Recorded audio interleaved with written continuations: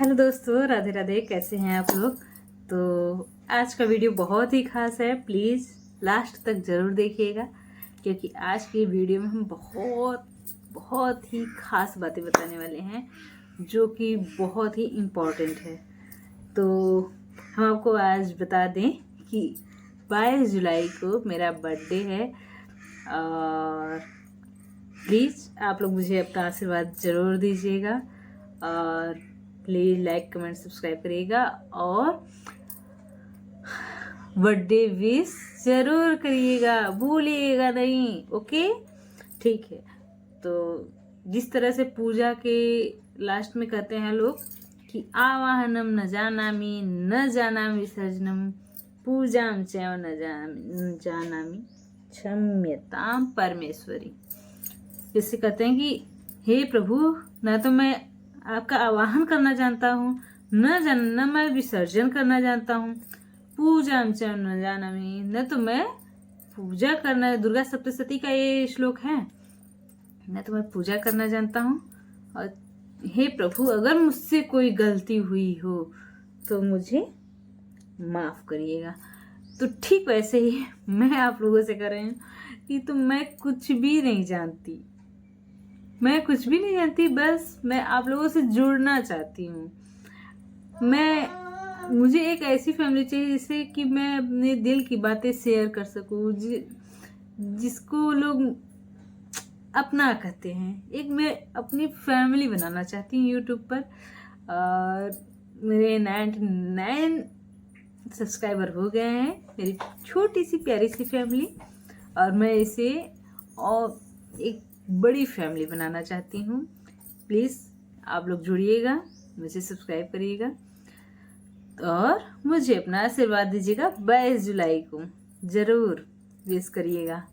और हम आप लोगों को एक लाइन सुनाना चाहेंगे। रहीमन धागा प्रेम का मत तोड़ चटकाए, तोड़े से भी ना जुटे, जुटे गांठ पड़ जाए। तो लोग अपना अपना राय रखते हैं इसमें भी कि कुछ लोग कहते हैं कि रिश्तों में अगर टूट जाए तो जोड़ने पर गांठ पड़ जाती है और किसी चीज़ के लिए गांठ सही नहीं होता। और कुछ लोगों का मानना है कि भाई गांठ पड़ने से रिश्ते और मजबूत हो जाते हैं। तो अपना अपना देखने का नज़रिया है, सब अपना अपना देखते हैं कि किस में क्या। जैसे कि अब आप ही देखिए, फूलों में हम लोग क्या फूल को फूल ही समझते हैं, भगवान को चढ़ाते हैं, उसका कितना प्यारा महक होता है, उसको सूंघते हैं। बट जो मधुमक्खी होती है उन्हीं फूलों के रस से मधु बनाती है और वही मक्खी जो है वो गंदगी पर बैठती है। तो हमें क्या बनना है? हमें मधुमक्खी बनना है, इसलिए कि अच्छी चीज़ों को ग्रहण करना, अच्छी चीज़ों से रस निकालना और उससे मधु बनाना, और बुरे चीज़ों जो अगर हमें परेशान करे उसको डंक भी मारना। तो हमें मधुमक्खी बनना, उसमें अच्छाई भी, दोनों अच्छे है। अगर हमें कोई परेशान करता है तो उसको डंक मारने की भी ताकत रखनी चाहिए और अच्छाइयों को लोगों से ग्रहण भी करना चाहिए। हर बुराई से मक्खी नहीं बनना, हमें गंदगी पे नहीं बैठना। ठीक, तो इसलिए ये जो मधु का जो है वो ये सबके अंदर नहीं होता, मधुमक्खियों में ही रहता है। स्पेशल क्वालिटी है उनकी। मधुमक्खी ही उसमें फ्लावर में से रस निकाल के उसका मधु बनाती हैं। तो ऐसे ही हमें भी अच्छाइयों को ग्रहण करना चाहिए, अच्छे लोगों से अच्छाइयों को ग्रहण करना चाहिए। तो एक और लाइन हम आप लोगों को बताना चाहते हैं कि पिता स्वर्ग पिता धर्म पिता ही परमं तप, पितरि प्रीतिमापन्ने प्रियंते सर्वदेवता। पिता ही स्वर्ग है, पिता ही धर्म है, पिता ही परम तप है, पितारि प्रीतिमापन्ने प्रियंते सर्वदेवता। मतलब पिता से प्रीति अगर करते हैं तो समझ लीजिए सभी देवता आपसे प्रसन्न है।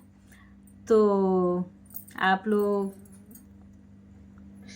अब सोचेंगे कि हम तो अपने माँ बाप को मायके छोड़ आए, तो हाँ, हम माँ बाप को मायके छोड़ आए, लेकिन अगर हम अपने सास ससुर को ही माता पिता मान लें तो उन लोगों का भी जीवन धन्य हो जाए आसान हो जाए हम लोग हमारा।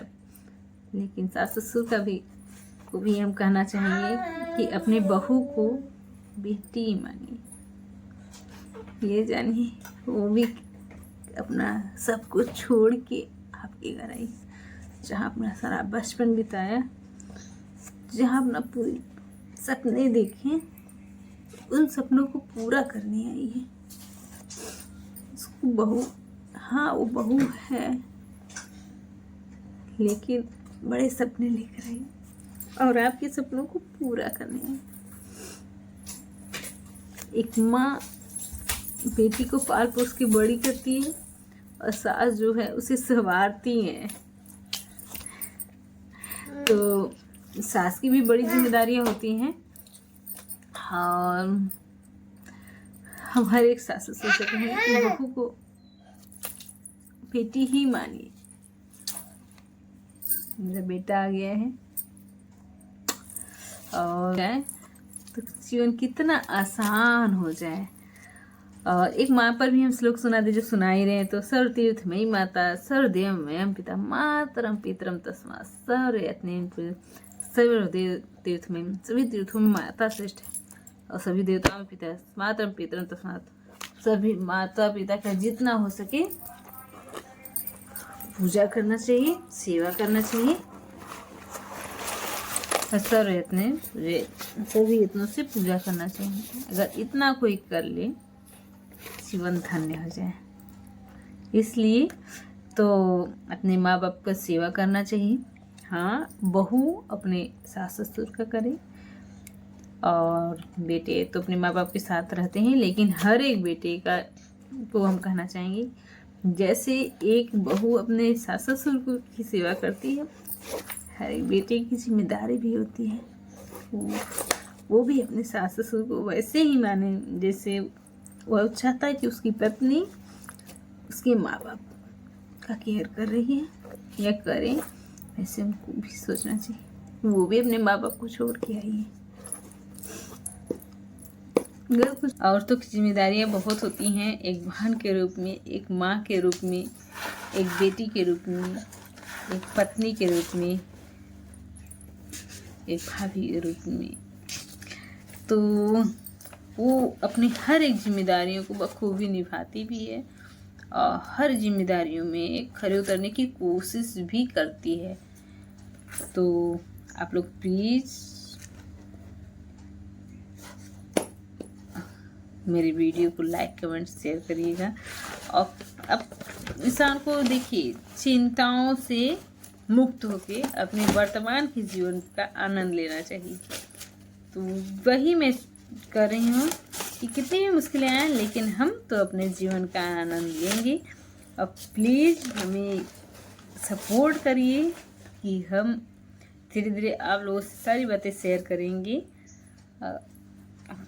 लेकिन हाँ, आप लोग मेरे बर्थडे पर हमको विश ज़रूर करिएगा, आशीर्वाद ज़रूर दीजिएगा। हाँ, अब जा रहे हैं, मेरा बेटा आ गया मेरे पास और उसको जा रहे सुलाने और कुछ खिलाने पिलाने।